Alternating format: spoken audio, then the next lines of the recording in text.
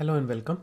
In this video, we'll take a look at how to create range names for various ranges of data in Excel. So let's say you have some data like this here in the cells B2 through C9, and you want to refer to this in some formula. So let's say you want to do an average. So you want to say average, and you want to compute the average of all these cells here. And normally what you do is, as I just pointed out, you type in the average formula, open parenthesis, and then you can either type in B3 colon C9, this B3 colon C9, or you can basically just select these cells and you can get the average. Now, sometimes it becomes necessary to give a good name for this range of cells. Instead of referring to them by cells, you may want to refer to them by some kind of a mnemonic, some kind of a proper name that you can easily recall and use in other parts of your spreadsheet.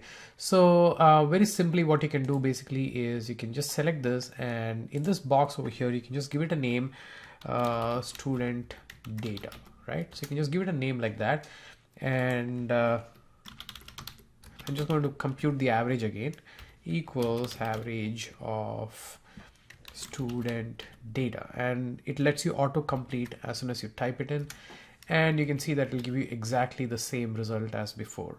So that's a pretty handy thing to have, and you can also, you're not limited to creating names for data that's like in one block.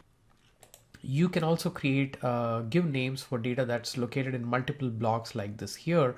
So you have some data from the cells A1 through C4, and then some more from E11 through F15, and then some more from A18 to B20. So what you can do is you should select all these cells, and you select the first range of cells, and then you can press the control button on your keyboard and go ahead and select the second range and then the third range. And when you do that, keep the control button pressed, and if you do that, then Excel will neatly select all the different non-continuous cell ranges. And you can now go over here and give it a name, some more data, and I can find an average here, equals average some more data, and it'll give you the average of all this data over here. So that's a quick way to create a name for any range of cells. I hope you like this. Thanks for watching.